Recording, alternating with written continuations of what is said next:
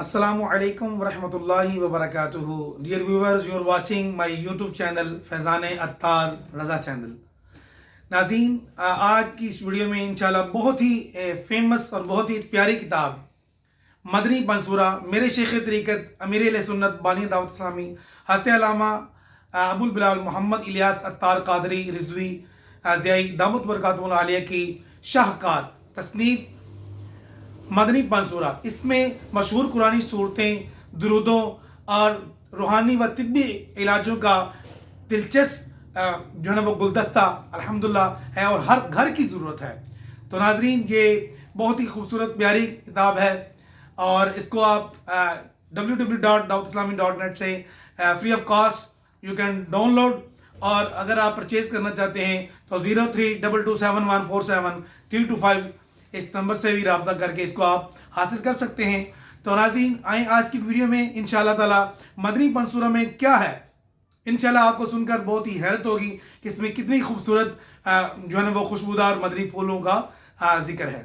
تو اس میں سب سے پہلے تو کتاب پڑھنے کی اس میں دعا بھی ہے الحمدللہ. اس کی کانٹینٹس اگر آپ سنیں گے تو آپ حیران ہو جائیں گے کہ اس میں کیا کیا چیزوں کا بیان ہے. جی، اس میں کتنے ابواب ہیں. فیضان بسم اللہ، بسم اللہ کی برکات، فیضان تلاوت الحمدللہ، فیضان ذکر اللہ، فیضان درود و سلام، فیضان اوراد اور فیضان دعا موجود ہے.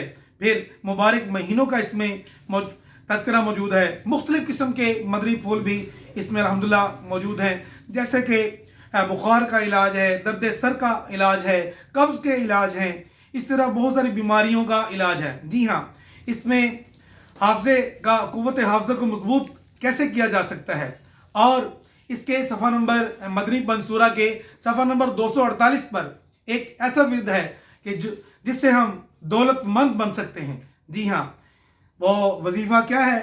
غور سے سماعت فرمائیں. اس کو اسکرین شاٹ بھی لے سکتے ہیں، اس کو لکھ بھی لیں، اپنے پاس اس پر عمل کریں. انشاءاللہ تعالی اللہ تبارک و تعالیٰ کی رحمت سے انشاءاللہ تعالی اس کو پڑھنے کی برکت سے 41 دن تک یہ وظیفہ پڑھنا ہے. یا رزاقو یا رزاقو یا رزاقو. یہ کب پڑھنا ہے ناظرین؟ یہ نماز فجر کی جو ہے نا وہ سنتیں پڑھ کر، یعنی فرض اور سنت کے درمیان 41 ڈیز کے لیے اس کو آپ نے پڑھنا ہے. کتنا پڑھنا ہے؟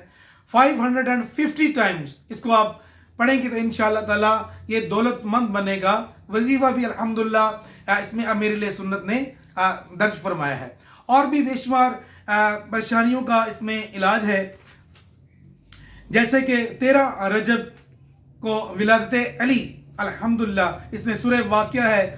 ہر درد اور ہر مرض کے لیے اس میں علاج ہے. درود شفا اس میں ہے، درود تاج الحمدللہ اس میں ہے، قصیدہ غوثیہ بھی اس میں الحمدللہ جس کی بڑی بے شمار برکات ہیں. پھر پانچوں اس میں 6 کے 6 کلمے ہیں، استغفار کے فضائل ہیں. پھر اس میں بخشش اور مغفرت، مال میں خیر و برکت، قوت حافظہ کیسے مضبوط ہو، قرب مصطفیٰ پانے کا اس میں نسخہ ہے، نقصیر پھوٹنے کا علاج اس میں الحمدللہ موجود ہے، دشمنی ختم کرنے کا وظیفہ موجود ہے، اور جادو ٹونے سے حفاظت کے الحمدللہ اس میں اوراد ہیں.